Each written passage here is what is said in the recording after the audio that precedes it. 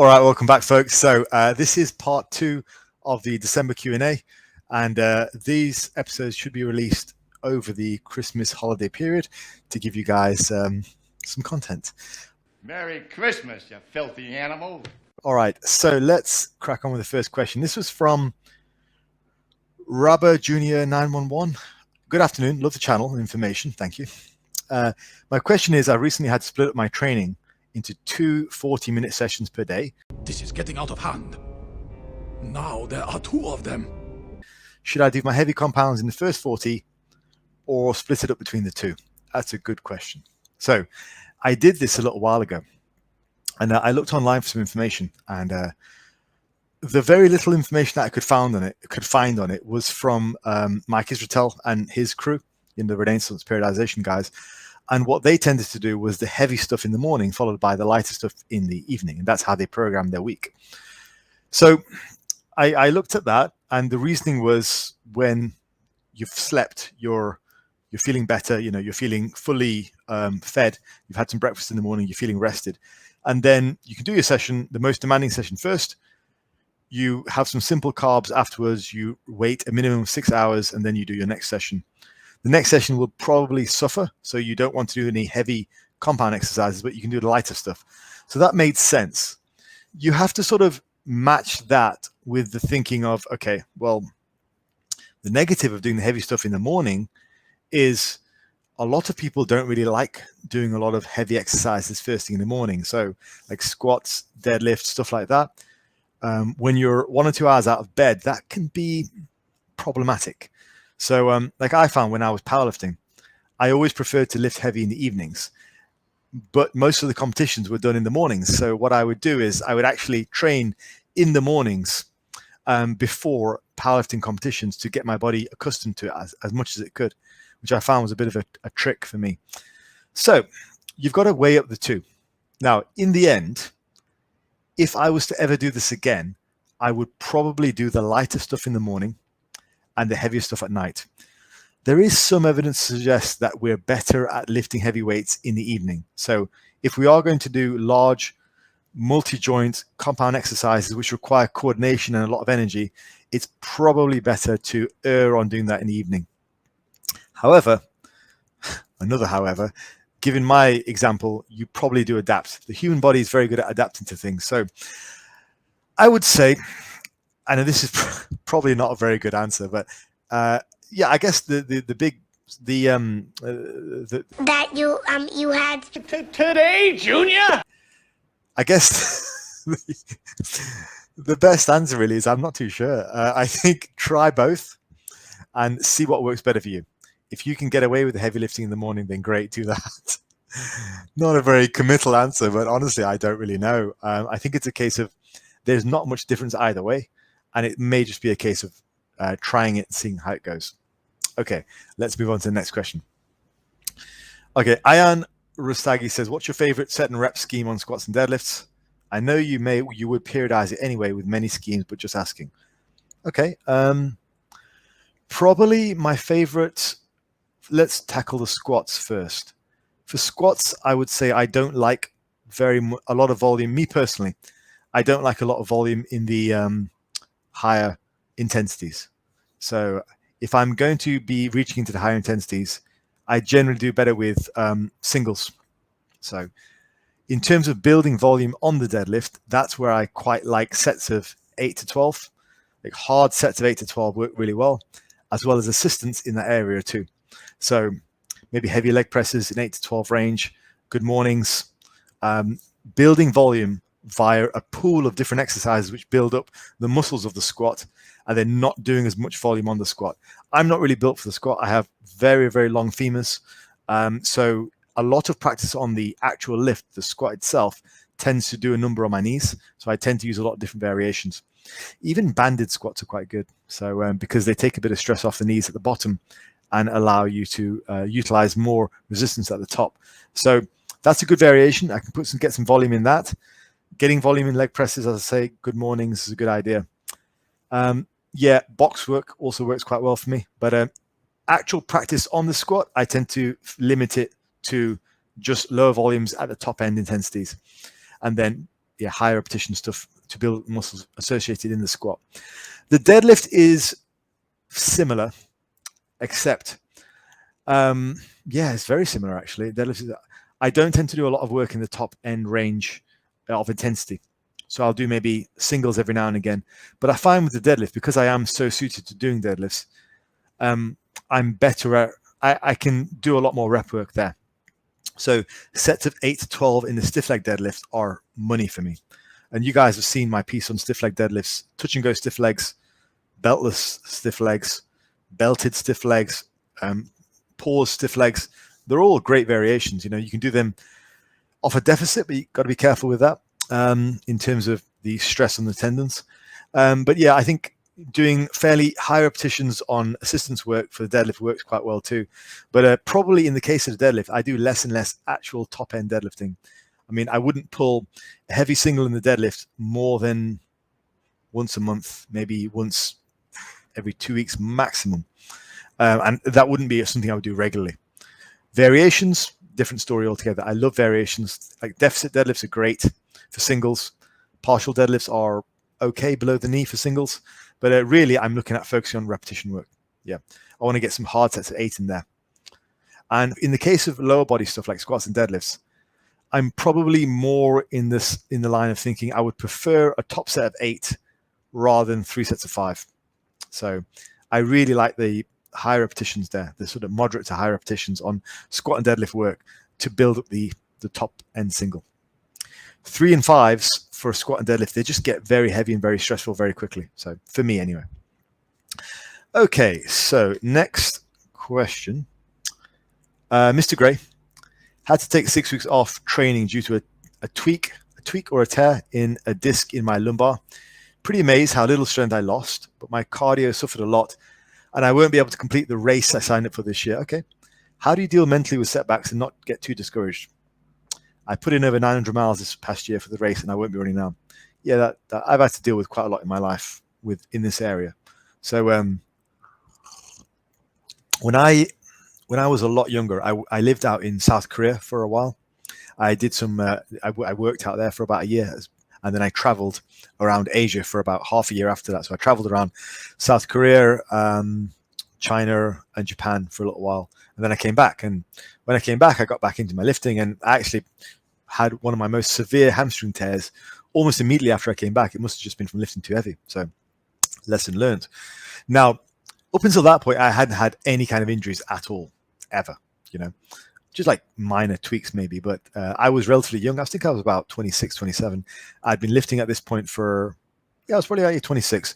Been lifting at this point for about 8 years. I hadn't had any injuries. And I was an advanced lifter at that stage by anyone's standards. I had surpassed the 3-plate bench, 4-plate squat, 5-plate deadlifts. And so when I tore my hamstring, it was very, very hard to deal with psychologically. Very difficult. And yeah, it was tough. I think had I had better guidance at that stage, I would have probably dealt with it better mentally. But I proceeded to re-injure that hamstring again over the course of the next 3 years.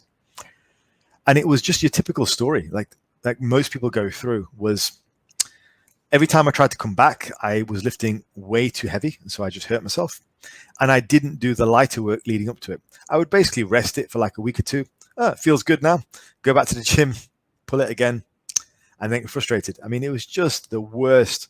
I look back now and go, oh, Faz, you idiot, you know? And what I should have done was what I do with any injuries now or with my clients if they get hurt, is just to slowly, progressively build up the workload, use high reps, use daily healing, use a combination of sort of like prehab work. Just make sure I give the injury its proper due.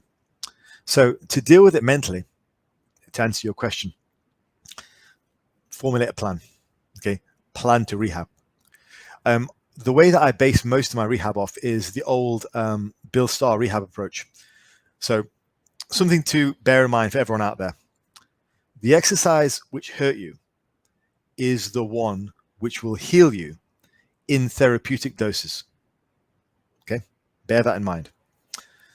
So you can use exercise in therapeutic doses to heal you. And the old Bill Starr approach was, let's say you hurt your back doing deadlifts. I broke my back. What do you mean by that? My back is broken. What, a vertebrae or what portion? Spinal.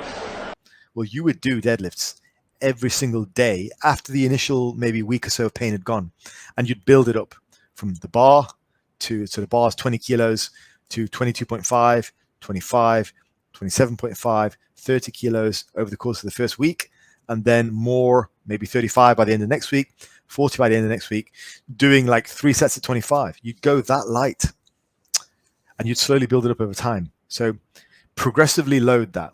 And one of the most important mindset shifts that I had was looking at injuries. When I was a lot younger and I didn't know as much about injuries, I used to look at injuries as, okay, I've hurt myself, I need rest.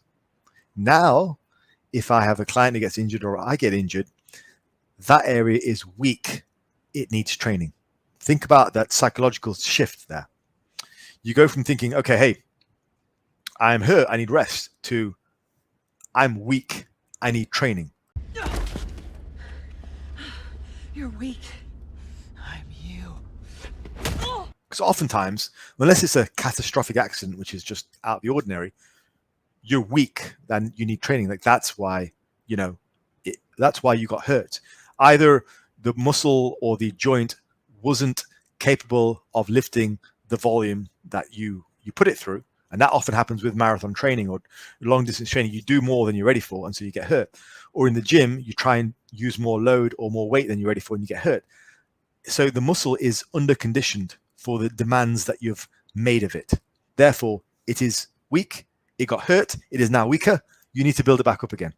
So have a progressive plan to heal yourself. Focus on that. Mentally, that's the best thing you can do. Really, it is. And I mean, maybe you were looking for more kind of woo-woo stuff in terms of how to mentally deal with your mind, but F all that. Have a plan, execute the plan, get better, get stronger, get fitter, get back on it. Time's running out. Right. Paul Velasquez. Hello, Paul's a regular on the channel. I'm planning to use your Berserker in the near future. I noticed 10 exercises on each workout day. How long should this typically take to complete each day? Can you split this into 2 sessions, like a 2 a day? Also, how many times would you repeat a routine like this? For example, I did 2 6-week cycles on focused bench, weeks 5 and 6 being a deload, and ramp back up again. Good question. Let's tackle the first thing first. Now, workout time. I would be shocked if it's taking you longer than 90 minutes. Yeah, I don't think it should be taking you longer than 90 minutes. If you are taking considerably longer than 90 minutes to do about 30 sets, then odds are your work to rest ratio is just really poor. So I would cut down the rest periods. Now, in terms of the compound exercises, cut down to 2 minutes straight away. Okay. In terms of the isolation exercises, 1 minute. Even the smaller isolation, even the smaller compounds, you can take down to say 90 seconds to a minute. Most of the time, people are not used to working with that level of relative intensity, that workload. They're just not used to doing it. And you need to be able to get used to putting in higher degrees of workload as you grow in advance. Like it's a truism. Or just spending a lot longer in the gym. I think work capacity is highly underrated. I think the ability to work and just pound out sets in the gym is highly underrated for strength. Most top-level guys will outwork you. I mean, Steve Shaw from Master Vine, he talks about this all the time. He's had people work in with him and he just buries them. I had one of my clients working with me once. He's a guy I've coached for 4 years now, I think, something like that. Great guy, really nice guy. But this was like 2019 and I was a lot bigger and my work capacity was through the roof. I would just go and go and go and go. And yeah, absolutely buried him. It was hilarious because he kept trying to start conversation with me he told me this afterwards. He kept talking to me and I was like, let's carry on with the set, politely, of course, like me and him are good friends. And he told me afterwards, he's like, he was trying to slow me down because every time he finished, I was just on it, on. And then once I was off, I was like, right, your turn, let's go. And he was feeling sick and he was just trying to get through the session. He's like, I can't let Faz down kind of thing. But yeah, I mean, he said he was screwed for like 3 days. And for me, that was just not, for me, it was actually a slow workout because I had to keep prompting him. But I think you'd be surprised at the intensity that advanced lifters work at. It's, yeah, I mean, to a normal person, you look like a maniac, like you're breathing heavy, you're sweating, like you're just lifting set after set, heavy and heavy and heavy. It's like most guys who I see work out in the gym, they'll say they rest an average amount of time, but they're resting like 3 to 5 minutes. There's no intensity. So they'll maybe do, with warm-up sets, they'll maybe get through 10 to 15 sets in an hour, and that's a lot of work for them. And like, that is not a lot of work at all, So in terms of what I would suggest, Paul, is start to consciously look at your rest periods. If you're doing 30 sets, you can get that done in like an hour and a half. It's a 3-to-1 work ratio. Okay, you can get that done. With reduction of rest periods for isolation and smaller compound exercises, you can have plenty of time to do that. Okay, so my suggestion for that is, start to really watch the clock. Your body will adapt. Okay, it will become better it will be able to operate on shorter rest periods. Now, the next question is, how many times you can repeat the cycle a lot. I basically did that for the whole of 2020. No, the whole of 2019. Yeah, I did that routine for the whole of 2019. It says in the book, and it says in the ebook, in my introduction, because all the routines that I release, they're all based on, so far, they're based on my own personal experience. So like the Wizard and the Berserker, they're all based on my personal experience, things I did for a long period of time. So I do detail in that I followed the routine for like a year. So I think a year and a half maybe. But I was focusing on my shoulders and biceps a lot that time. I'm pretty sure it was like a year and a half. But it says in the ebook anyway. And so, you can just repeat it for ages. And I did that, and at the time I was bulking, and I made huge gains in my shoulders and arms. Like, it looked ridiculous. So it's great. So it was very good for evening out. And I still hold, better shoulder and bicep development than I did after powerlifting. So it definitely worked. So yeah. So you can repeat it for any number of times. I would run it for something like, like I say in my channel, try and figure out when you need a deload. So run it, and then try and figure out, okay, when am I starting to see signs of needing a deload? Cue deload video here. Figure that out, and then you can start to predetermine. But as a general rule, I load most people for anywhere between 3 to 6 weeks and then deload. So your training cycles will be anywhere between 4 to 7 weeks. Yeah, as an average. The bigger and stronger you are, the less time you're loading. The smaller and weaker you are, the more time you can load, as on average. Just what I've seen. Very non-scientific approach to things. All right, Daniel, who's another regular to the channel. Thank you, Daniel. Daniel says, been sick for a while now. Pneumonia and a reaction to antibiotics. Sorry to hear that, dude. I know you're very passionate about your training, so I'm sorry to hear that. Looking to get back to the gym soon after 5 weeks off. What suggestions do you have when getting back into things? I was thinking about following John Meadows' full body beginner program, baby group for a month or two in order to ease back to things. I'm not familiar with this program, but as a general principle, I don't think a beginner routine's a bad idea. It's fine. I would. Here's a few things I would suggest. 5 weeks is enough time to detrain your joints and ligaments to hard training. So I would not do any singles or anything like that. Like, there's plenty of time to, hurt yourself if you come back and try and lift too heavy. I would try and put in some solid 8 to 12 work, 8 to 12 rep range work. I would probably also go with like full body, something like my Wizard routine. I know I keep plugging it, but it's just very well written, and it's very effective because it gives you that nice undulation. It just works well. So you get some heavy work in there, but on the heavy day, maybe going for 8s. Okay, for you, Daniel. Heavy day, maybe going for 8s. Light day, going for 15s. Medium day, go for 12s. And choose a wide variety of exercises to cover all areas. So when you're putting the routine together, think about your body parts and look at, okay, if I'm doing 3 exercises per body part across the week, how can I provide the best balance? So if we take chest, for example, let's say my main move is a big bench press. So bench press for sets of 8 on day 1. Okay, well, for the medium day, I might want something which is more unilateral. So I can do an incline dumbbell bench. So then I have a unilateral focus, and also I get to work a bit more upper chest. Great. Okay, now my light day, I want something which is more for the inner fibers, more focused contraction at the peak. So maybe like a cable crossover or a pec deck. So just think about providing a broad range of stimulus, not for any, reasons to do with ECGs or whatever, or preferential growth, but just so you have balance, just balance. So if you think of quads, for example, make sure you got a leg extension in there, or some kind of leg extension, like a sissy squat, leg extension, something like that. Then make sure you've got something where you move at the hip, so maybe like a squat or a leg press, and then maybe have something for which is unilateral. So that's a nice week. Monday, maybe squats or leg presses. Medium day could be like unilateral work, like single leg press or split squats. Light day could be leg extensions. Voila. Let's take back, for example. 3 sessions of back. One day is for sure going to be some kind of vertical pulling, like chin-ups or assisted chin-ups. Another day is probably going to be some type of row.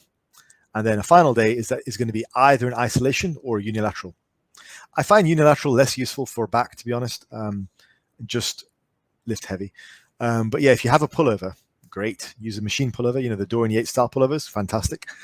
But yeah, you should build your routine. Use the wizard as a template, but just build your routine based on that. So ensure that your exercises are split. Like, it would be crazy if you did the wizard and you did, like, the first day was bench press, then the medium day was dumbbell bench, and then the light day was machine press. Like, what's the point? Have a variety. You're trying to train everything because you want no gaps. So for like 12 weeks, do that, and then maybe go on something else, or I don't know. Yeah, hopefully that helps, Daniel. I think, something along those lines is what I would recommend. But yeah, hopefully that helped. Right. Adrian Facci, hopefully I pronounced that right. Sorry if I didn't. When I deadlift, I feel my lower back working a lot, but afterwards I get sore hamstrings 2 or 3 days later. Lower back is fine. Okay. Am I doing it right based on this, or should I feel my hamstrings a lot more when lifting? That's a tough question, man. I don't know. I don't know about that. I mean, if it sounds good, it sounds fine. It sounds like you're doing everything okay. You're not getting any bad pain, So yeah, you feel your lower back when you deadlift. Okay. I mean, I would have to see a form video on this. Adrian, feel free to send me something on Instagram, just at FazLifts. Okay. By the sounds of it sounds okay, but it's very difficult to say. I mean, I would need to look at your, you're not getting hurt, so that's a good thing. But I think, and with regards to hamstring soreness, that's fairly common with deadlifts. Lower back soreness while you're lifting, I'm less comfortable with. But yeah, I'd say send me a video on that one. Ricardo, hey, my man. Considering my body structure, 175 centimeters tall, relatively long limbs compared to torso, wide shoulders and hips. Basically, my torso is almost a square, which is my most powerful body part, by the way. My glutes are definitely the most developed and strongest. What kind of bench, squat, deadlift variations have you noticed in your clients with similar structure to work best? Okay. Thank you, Ricardo, for the question. Okay. Especially I'm struggling to improve my squat. Yeah, you're built relatively similar to me. I have relatively similar. Like, I have longer limbs and shorter torso. I would say you're probably built to deadlift quite well. Frequent deadlifting is probably not going to be a problem for you. Let's take it lift by lift or area by area. Let's look at pulling first. You're probably going to be quite good with stiff leg deadlifts, so off the floor. That'll probably be a great builder for you. If you can really master the stiff leg deadlift, it'll be very good for you. Partial deadlifts for you will be okay, maybe below the knees. I've personally not found a great deal of use for above the knee deadlifts because they're just a very short range of motion. So partial deadlifts below the knee, stiff leg deadlifts, and deficit deadlifts tend to be quite good, a longer range of motion, because the way that we're built, we are very good at pulling. So if we take our range of motion and shorten it even more, it's not that productive. So trying to be efficient with your pulls and trying to increase the range of motion in your pulls is a good idea. So whether that's from a stiff leg or whether it's from a deficit is a nice idea. In terms of extra work for the deadlift, we don't need that much. I found just consistently pulling variations tends to work quite well for people who are built like us. Now, the bench and squat, though, different area altogether. I've found if I squat and do nothing but squats, my knees get trashed. So there's got to be additional stuff here. So this is where something like the wizard does come into play, or like a conjugate approach. Limited work on top end squats, kind of similar to what I said in the earlier question. Limited work on top end squats, so try and stick to a small amount of volume on actual squats, and then build in the areas which work the squat. So you want to make sure you're really hammering the quads. You need bigger quads. Bigger quads for us makes a massive difference. And yes, hamstrings need to be balanced and glutes need to be balanced for a big squat. Completely on board with that. But for people who've got long limbs, you need to fill out the quads, because that's what's going to be responsible for a lot of flexion in your squat. So for that, try and avoid partial range of motion stuff. With anything, you have to strengthen your knees and your quads through a full range of motion. So if you're going to be doing box squats, for example, low box squats. If you're going to be doing squats, they've got to be full squats. Also, split squats and one-legged work is going to be very useful. Leg presses all the way down. You've got to build strength in that low range of motion, and it's going to be a very slow process, trust me. But ultimately, your quads will be bigger for it. So I would really prioritize quad work when it comes to building your quads, much more so than somebody who's got shorter legs, because we need to fill out those legs with muscle. Because right now, if you've got longer limbs, they're going to be quite thin. You've got to build those legs. So a lot of work on building quads with variations. So could be high bar squats, low box squats. Leg press is a great tool. Hack squats are good. I mean, if you're anything like me, you probably hate hack squats, but that's the reason why you should do them. Start really low, literally start with the empty hack squat and try and build it up over time. Helps. So really build. If you have access to a belt squat, those are great. But if not, just a regular leg press, and then try and include some single leg work. So dumbbell split squats, Smith machine split squats, so you don't have to worry about balance, is very good. You've got to build up. At the heart of it, I say quads, but you've got to build up strength in the extreme ranges of motion. Your quads have got to be comfortable bending all the way, because for people with long limbs, it's a very, very deep squat. It is. So that's the first thing. Now, with regards to bench, kind of similar. Really hammer the living hell out of your triceps and shoulders. And I would, if it was me, I would make sure you're benching relatively tucked. You don't want to tuck all the way. When I was younger and smaller, I would actually tuck all the way. And most of my the first time I hit 3-plate bench was actually a close grip bench. So there it is. There you go. And just widening out didn't really work because I had really poor chest leverages. Over time, that got better, and now I bench a little wider, but I still don't bench all the way out. So you want to make sure you're tucking relatively quite a lot. Your elbows should need to be directly underneath your fist. You don't want to be out there. And really hammer the hell out of your triceps and shoulders. A lot of your assistance work for the bench should be triceps. Your best assistance exercise for the bench press will be the close grip bench. Close grip bench, close grip pause, close grip incline, close grip slingshot. They will all be absolutely money for the bench press. And do some limited specific chest work to keep the pec muscles healthy, like the pec deck, cable crossovers, keep the chest healthy, use a full range of motion and keep everything nice and healthy.